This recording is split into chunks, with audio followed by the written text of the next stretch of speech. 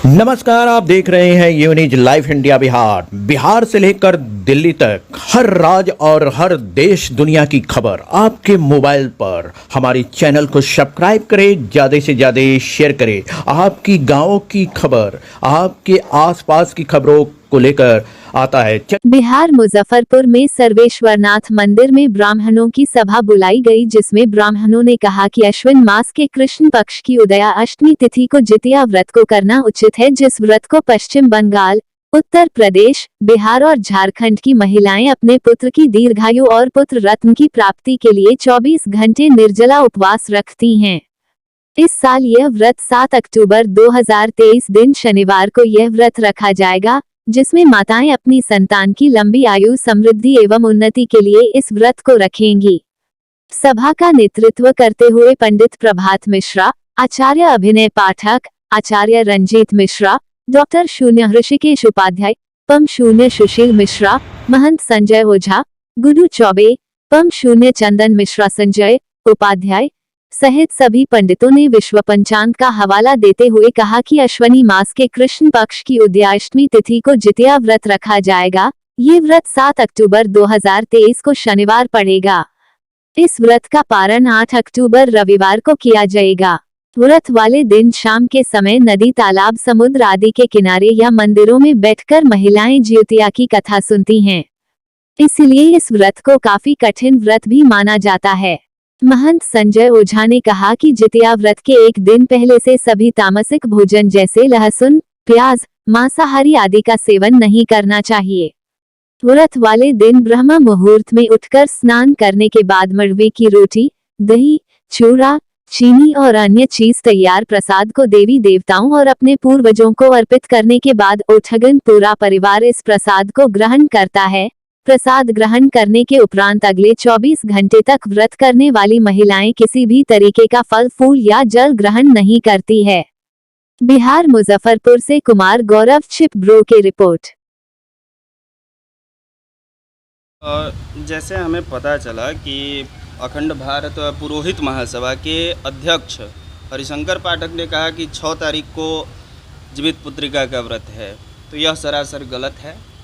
चूँकि सप्तमी उदय में हो और उसके बाद अष्टमी व्रत को नहीं करना है। यहाँ पे निर्णय सिंधु, जिसका ये आप दिखाएं, पुस्तक की तरफ आप थोड़ा दिखाएं कि सप्तमी सहित अष्टमी हो तो पुत्रों को नाश करती है, पशुओं को नाश करती है, राष्ट्र तथा राज्य का नाश करती है। तो हम जिस व्रत को कर रहे हैं वह व्रत का नाम है जीवित पुत्रिका व्रत, जिसमें हम यह कामना करते हैं या व्रती जो होती हैं वे कामना करती हैं कि हमारे पुत्रों की आयु जो हो वह दीर्घायु, और जब सप्तमी के साथ में अष्टमी व्रत करेंगे तो इससे हमारे पुत्र की आयु जो है वह नाश होगी।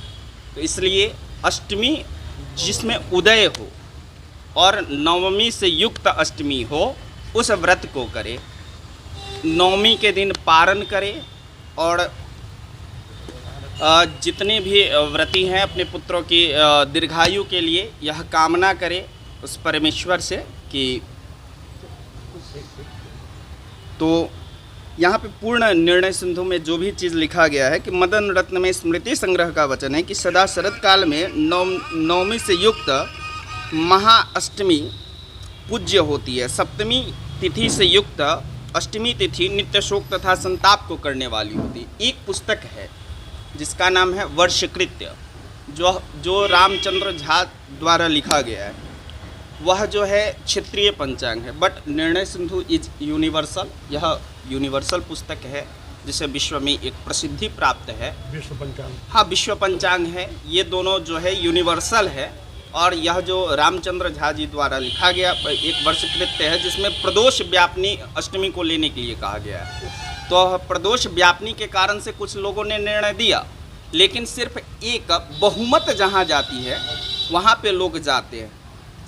संसद सभा में जितने लोग होते हैं तो वहाँ पे बहुमत जिसके तरफ होती है तो उसकी सरकार होती है। तो जहाँ पे जिसका मताधिकार ज़्यादा होगा उन्हीं की सरकार होगी और उन्हीं के पक्ष में कोई भी निर्णय जाता है। तो यहाँ पे अष्टमी उदय में हो, यह मताधिकार ज़्यादा है। इसके विपरीत उदयाष्टमी न हो उस दिन का मताधिकार बहुत ही कम हमें प्राप्त होता है। तो इसलिए मैं यह आग्रह करूंगा सभी माताओं से कि अपने पुत्रों की लंबी आयु के लिए उदय अष्टमी 7 तारीख के दिन व्रत करें अरुणोदय बेला से।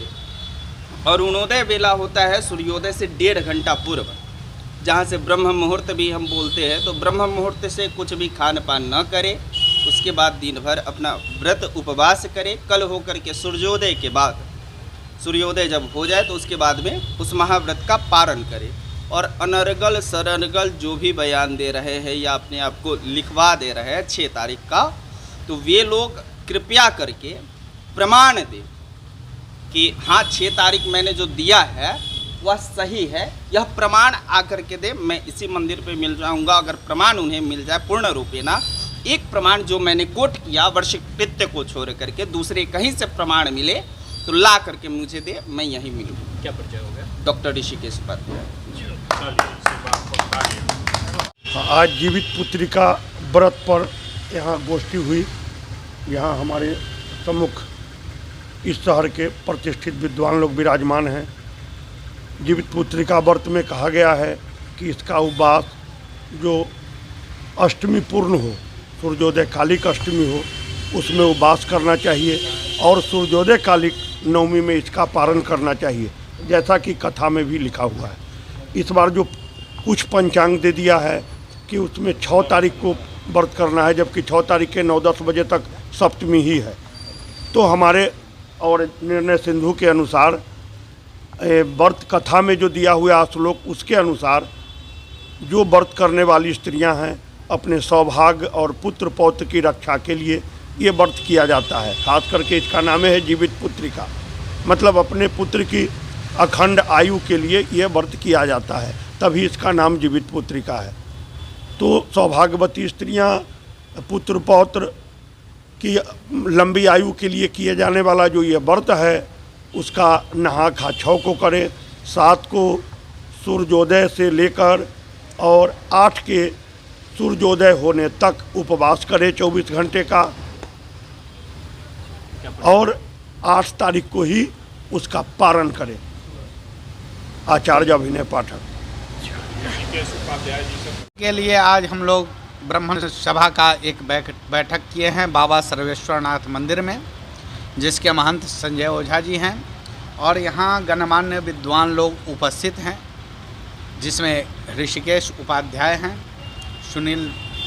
सुशील जी हैं, पीछे जय किशोर मिश्रा जी हैं, इधर महंत जी हैं और अन्य अभिनव पाठक, आचार्य अभिनय पाठक और सभी विद्वानों का एक ही मत निकल के आया है कि जीवित पुत्रिका का व्रत जो है वह 7 को व्रत और 8 को पारण करना है। चूँकि यह उदयाष्टमी का व्रत है और उदयाष्टमी में ही यह व्रत करना चाहिए।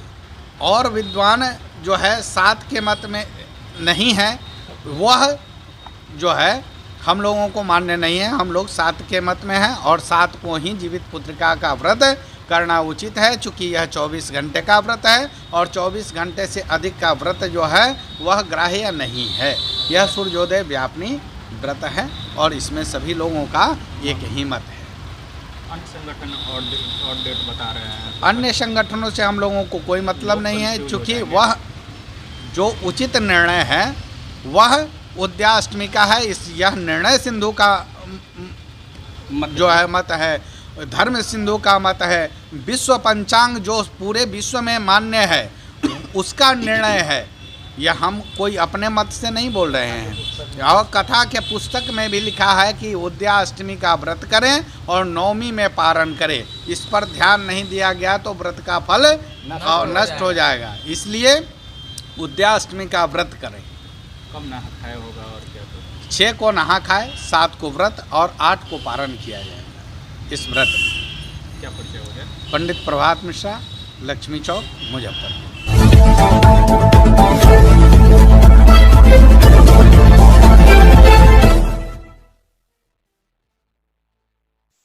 नमस्कार, आप देख रहे हैं यूनिज लाइफ इंडिया बिहार। बिहार से लेकर दिल्ली तक हर राज्य और हर देश दुनिया की खबर आपके मोबाइल पर। हमारी चैनल को सब्सक्राइब करें, ज्यादा से ज्यादा शेयर करें।